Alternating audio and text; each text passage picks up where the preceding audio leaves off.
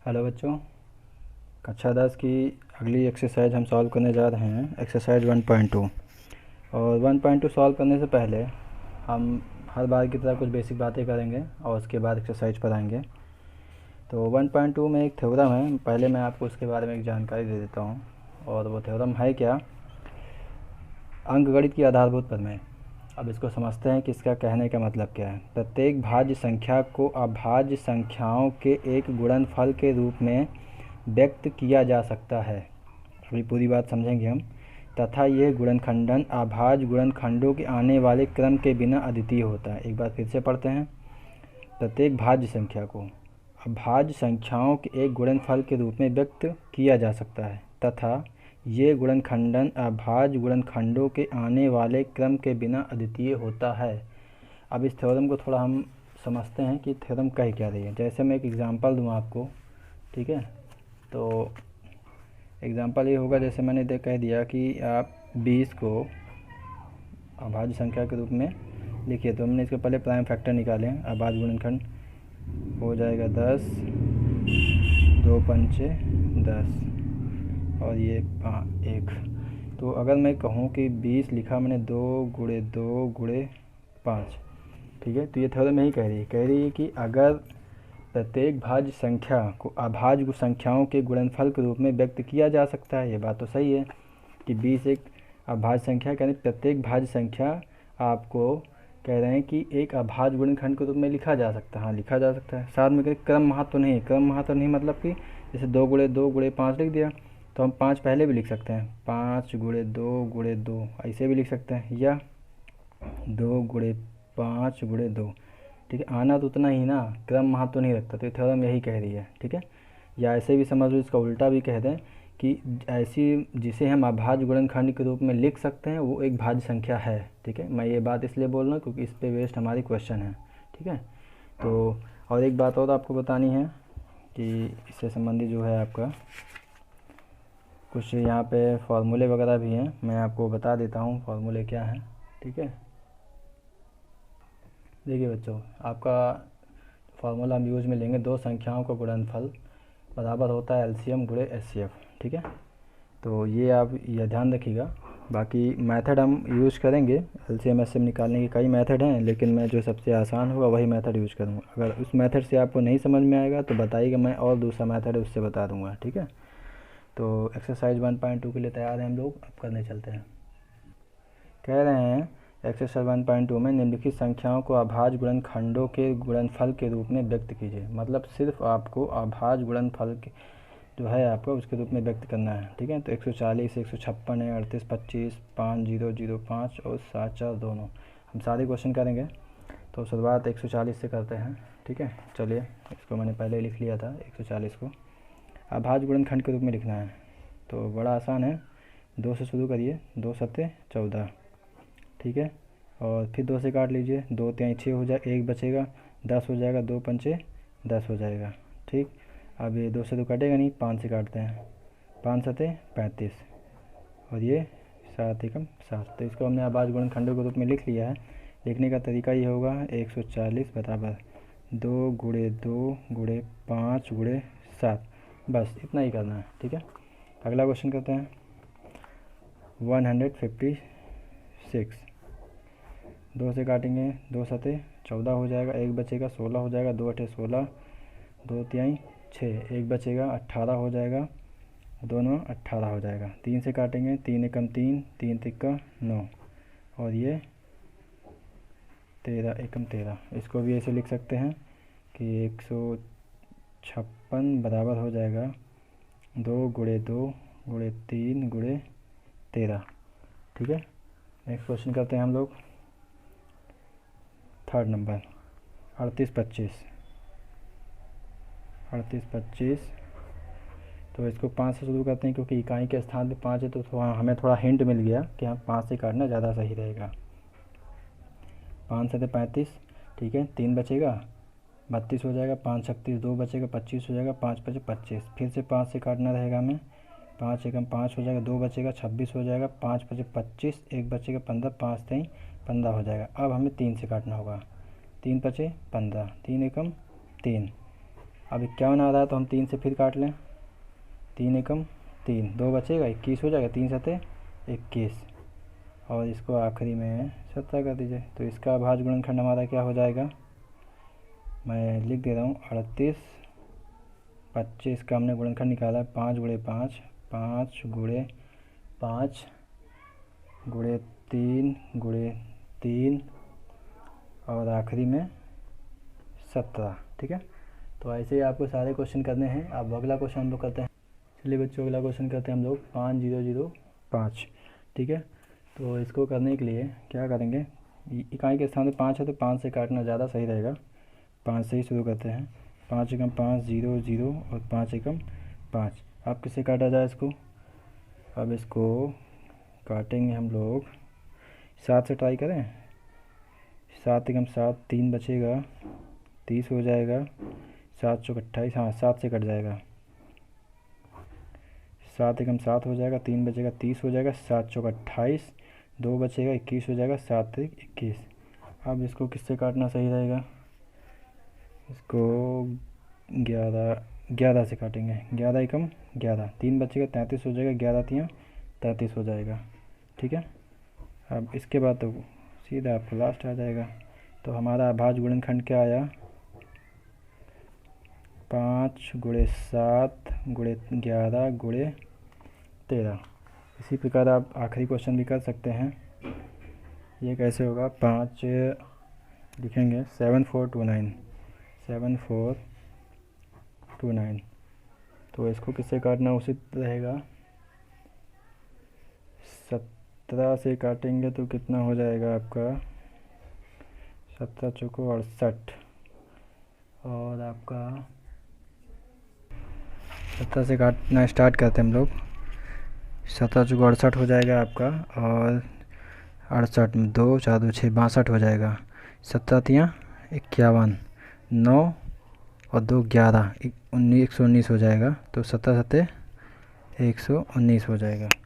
अब इसको किससे काटें हम लोग, अब इसको काटना होगा 19 दूना 38, हाँ 19 से काटें हम लोग, 19 दूना 38 हो जाएगा, और 5 बचेगा, 57 हो जाएगा, 19 दिया 57, ये आपका 23। तो इसका जो अभाज्य गुणनखंड हमारा आया है 7429 का, वो आया है 17 19 23। ठीक है, इस तरह से हमारा पहला क्वेश्चन कंप्लीट होता है। अब हम दूसरा क्वेश्चन करने चल रहे हैं। बच्चों, इसको समझने की कोशिश करिए। अगर किसी भी क्वेश्चन में आपको प्रॉब्लम हो तो बताइएगा, और हम आसानी तरीके से बताने की कोशिश पूरी करेंगे। ठीक है, चलिए बच्चों, अगला क्वेश्चन करते हैं। क्वेश्चन नंबर 2 आपका है, पूर्णांकों के निम्नलिखित युग्मों के एचसीएफ और एलसीएम ज्ञात कीजिए। मतलब 3 क्वेश्चन इसमें पूछे गए हैं, और सबके आपको एचसीएफ और एलसीएम ज्ञात करना है, और साथ में इसकी जांच भी करनी है कि 2 संख्याओं का गुणनफल बराबर होगा एचसीएफ गुणे एलसीएम। तो अगर हम एचसीएफ एलसीएम निकाल लेंगे तो वेरीफाई कर सकते हैं आसानी से, क्योंकि 2 संख्या में पता है, एक ये और एक ये, इन दोनों का गुणा करेंगे तो जो मान इधर आएगा वही मान एचसीएफ एलसीएम को गुणा करने पे आना चाहिए। तो सबसे पहले काम हमारा होगा कि 26 और 91 का एचसीएफ और एलसीएम निकालें। ठीक है, तो चलिए निकालते हैं 26 और 91।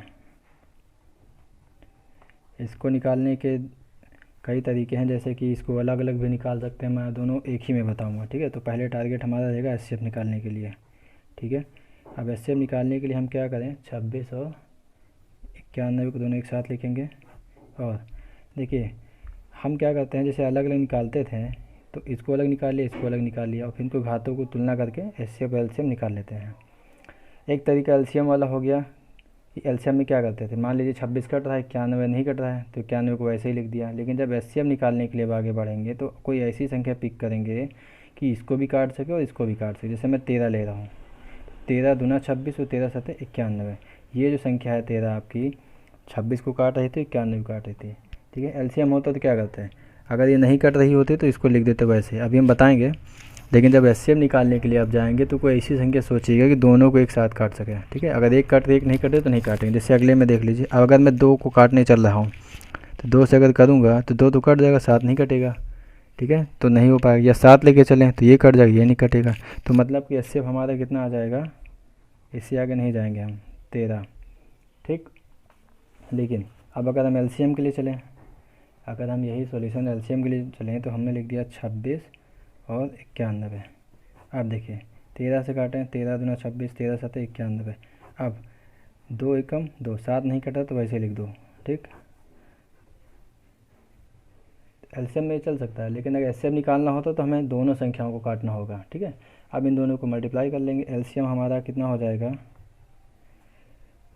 13 गुणे 2 गुणे 7, ये हो जाएगा 13, 7 दूनी 14।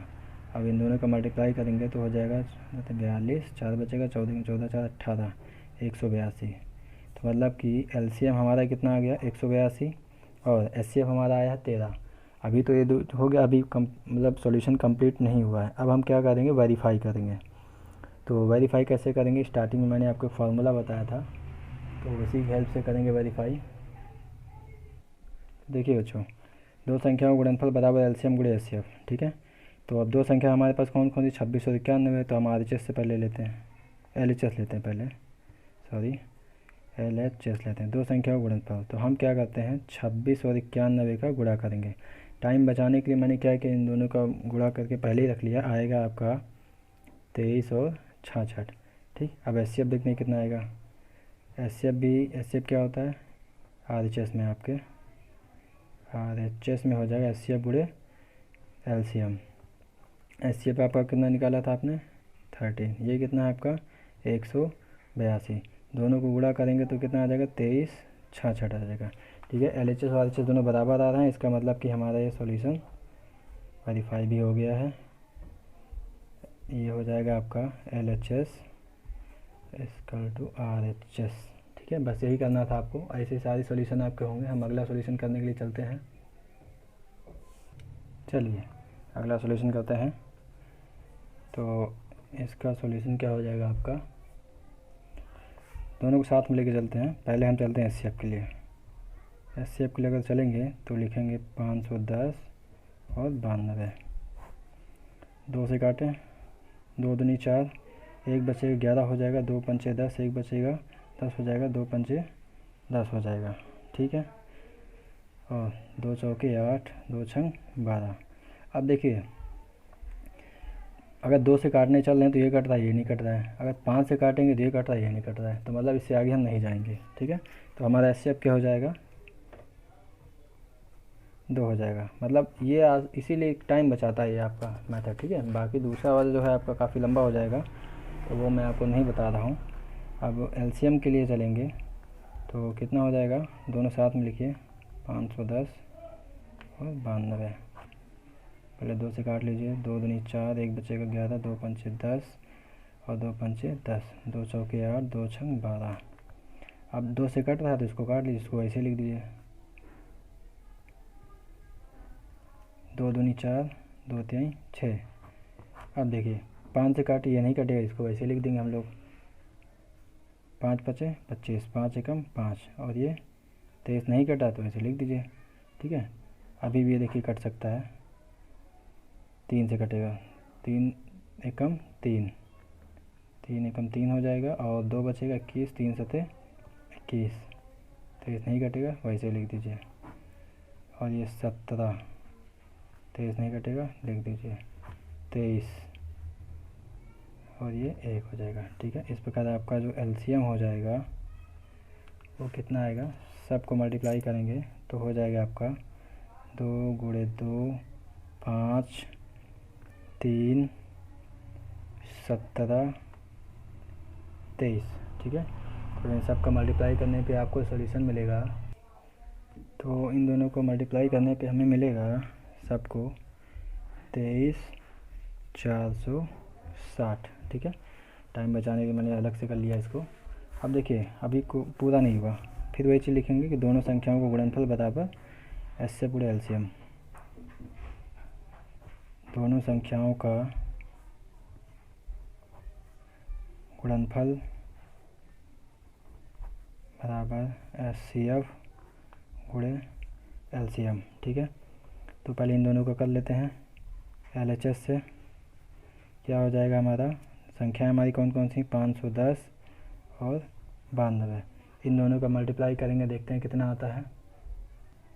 तो देखिए बच्चों, इन मल्टीप्लाई करेंगे तो हमारा आएगा 46,920। 46,920। टाइम बचाने के लिए मैंने ये कर लिया। आप इसी टाइप से आप इधर ही कर लीजिए।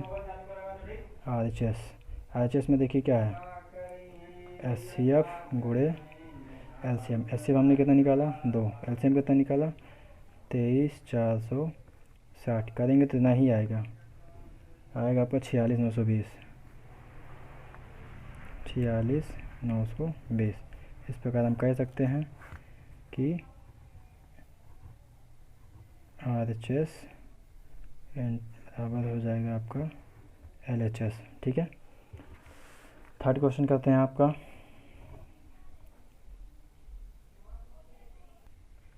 चलिए करते हैं अगला सॉल्यूशन।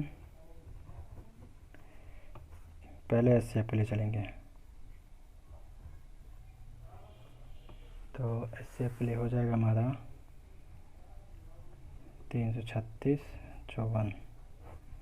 2 से काटे हम लोग, 2 एकम 2, 1 बचेगा 13 हो जाएगा। 2 छंग 12, 2 अठे 16, 2 दूनी 4, 2 सत्ते 14। 3 से काटें, 3 पचे 15, 1 बचेगा 18 हो जाएगा। 3 छक 18, 3 27। ठीक है, अब अगर 3 से काटने चलेंगे तो ये तो कट रहा है, इसको देखते हैं। 3 एकम 3, 2 बचेगा 26, नहीं कटेगा।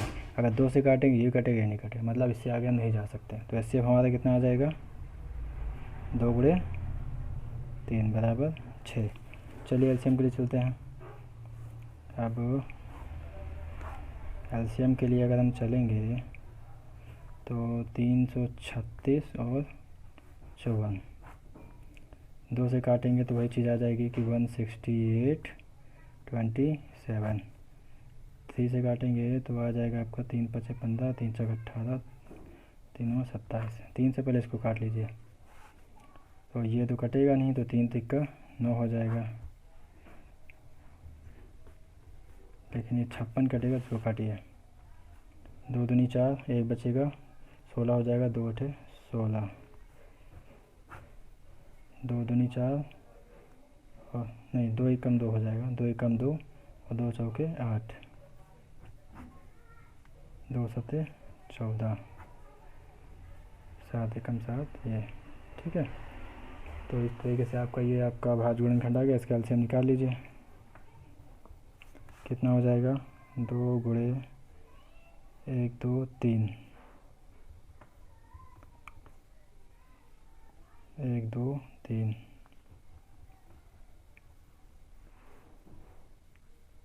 और गुणे 7। एक बार चेक कर लेते हैं, 1 2 3 4, 1 2 3 4, 1 2 3, 1 2 3 और 7। इन सब का गुणा करेंगे तो देखते हैं कितना आता है। तो देखिए बच्चों, इन सब का जब मल्टीप्लाई करेंगे आप तो आएगा आपका 30 24। ठीक है, HCF आपने 6 निकाला था और LCM आपका आ जाएगा 30 24। ठीक है, अब इनका वेरिफिकेशन भी आप कर सकते हैं। तो वेरिफिकेशन किस प्रकार होगा, चलिए तो LHS लेते हैं। पहले हमारे पास जो संख्या थी वो संख्या क्या थी, 336 और 54 हो जाएगी। ठीक है, क्या हो जाएगी 336 और 54। तो इन सब का अगर मल्टीप्लाई करेंगे 336 और 54 का, तो देखते हैं कितना आता है 18,144। 18,144। इसी हिसाब से आप RHS निकाल लीजिए। जब आप RHS निकालेंगे तो LCM कितना निकाला अभी आपने 30 24 और HCF कितना निकाला 6। 30 24 आपका LCM हो गया, HCF हो गया 6। गुणा करेंगे तो ये भी आपका 18,144 आ जाएगा। तो ये भी देखिए वेरीफाई हो गया। ठीक है, कि LHS बराबर हो जाएगा आपके RHS के। ठीक है, इस प्रकार ये आपका सॉल्यूशन पूरा होता है।